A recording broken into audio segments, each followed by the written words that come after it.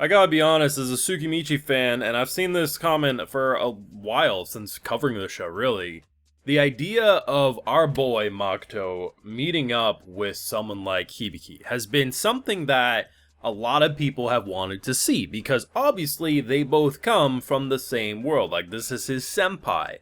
And we finally get that in this episode. But we also get to see, arguably the worst of the heroes, Tomaki get bodied, and to be honest, the guy is a D-bag, but he actually did put up a pretty good fight, and honestly, props and respect that he didn't just launch his Exodia Obliterate of Black Hole of Death when his people were around him.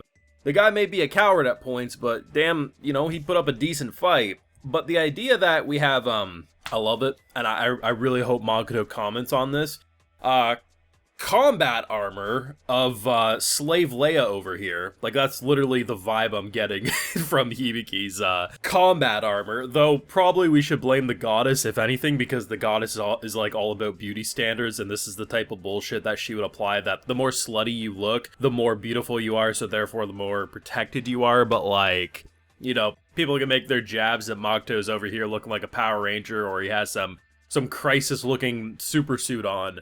But at the end of the day, at least that's actually practical in terms of a visual level, but knowing the goddess's standards, we see what happens. We only have a few episodes left of this season, and I've been absolutely loving it, but I think more than likely he will keep it a secret that he knows her, but at the same time, I don't know, because it would make sense. He has a pretty good cover story of being a completely different character because of his combat armor, so I guess we'll see what happens. Now, of course, I have full live reactions over on Patreon. If you want to see my full link of thought to this or any of these Tsukimichi episodes, it's going to be over there exclusively. So, really fun episode. There was one moment in particular that left me rolling that wasn't supposed to make me laugh. In general, this was a really well-produced episode, but there's a singular shot that lasts like 2 seconds, and it's this army scooting across the screen like they're trying to charge into battle, but it's the goofiest animation I've ever seen, man.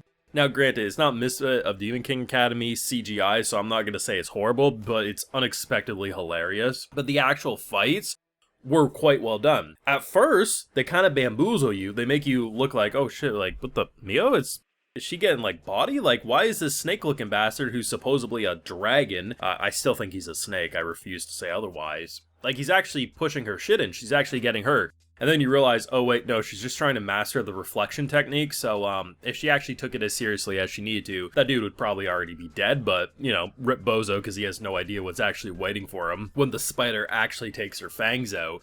Though it is kind of funny that she brought a gun to a knife fight. That seems pretty in line with her character, which is fantastic. But honestly, my favorite part, should I feel dirty to say this?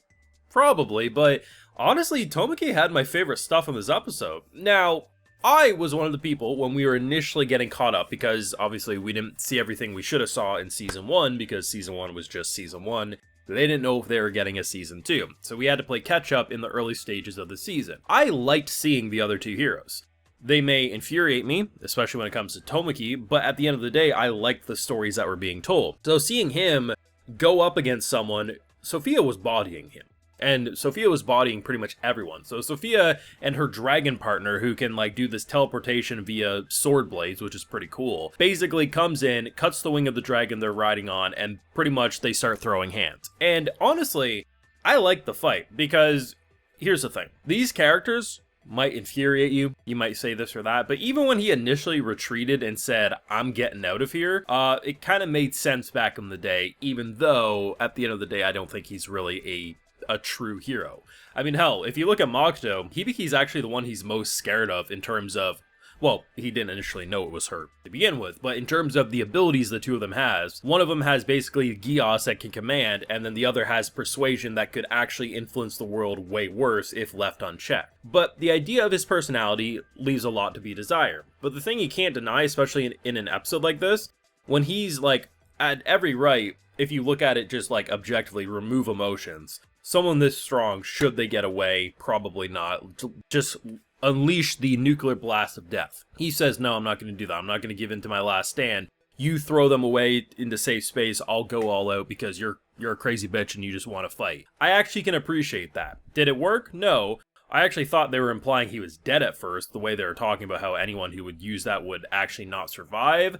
But, you know, Sophia just wanted to torment, and then it's funny, man. It was badass funny, and I'm just like, oh man, the whole time I'm waiting for Makoto to drop in, because I figured what was gonna happen. She was gonna, like, swing a sword or something, it was gonna be a death blow, Makoto would jump in, because obviously he's falling from the sky, and save the day. Instead, they didn't even go that direction, they just left him rotting in a hole. What actually happened was he did that to Hibiki, and I'm interested to see what they're gonna do, because obviously Forearms over here packs a mean punch. Now, like I said, I'm sure her combat armor actually is combat armor, but it don't look like it. It doesn't cover up a lot, does push things up, but it doesn't cover a lot. But that's the goddess's beauty standards, I'm sure. Makoto comes in with a super suit, everyone's flabbergasted, which understandable, and it will be fun to see what he does, because I'm not sure where Shiki is. What I kind of thought might happen was that Shiki would take one side, and then he would take the other, and right now I'm unsure of where he's at, but I'm sure next episode will probably clarify that. Tomoe is basically just on cruise control right now, it's fantastic. But this has been a major thing people have been excited for, and I'm sure it's not all going to be revealed. Now, he knows, but she probably won't, because he'll keep his identity a secret. For how long, who knows, but that is typically how these stories would go. But I actually don't think that's an issue in this case, especially because he's already concerned about where her power could go in the future, on top of what would he actually benefit from by saying anything. Like, if he gets exposed, sure, like his helmet starts cracking or something, maybe. But I'm interested, I am. Like, I don't know, like, I think you can make an argument that he should, but at the same time, I think it would be more interesting to see what she would think of this mysterious mass supersuit man versus knowing it's Makoto. But I don't know, I'm kind of open to either possibilities. I'm just glad that he himself knows who Hibiki is, right? Like, knows who this hero is, so time will tell. But of course, I've been very much enjoying this season. My first half of the reviews for this season of Tsukimichi was me saying, yeah, it's fun, but here's all my issues that I have with it.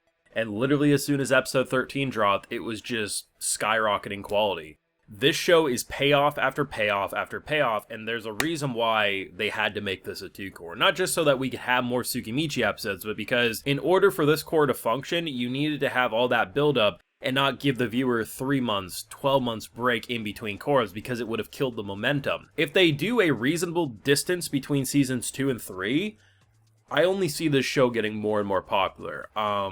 I can't wait to see where they take this. It looks like the final few episodes are going to be an absolute banger and a half, so we'll see where it goes. But for me anyway, and I know for a handful of people that I've seen in the comment section wanting this reunion, we finally got it, and for many, it's going to be the moment they've been waiting for. Now, of course, those are my feelings. Let me know what you thought down below. Be sure to leave a like if you enjoyed, subscribe if you're new around here. Of course, ring that bell so you can know if I want to upload more, and like I mentioned, we got those full live reactions over on Patreon, and hey, while you're over there, I'll also give you a video shout-out. So today, we got Danny0119, Marion James E. Posada, Emil Edberg, Azoff Montgomery, Migs021, and we also have Mad Lad. So I appreciate the support, everyone. Please take care, and y'all have a good one.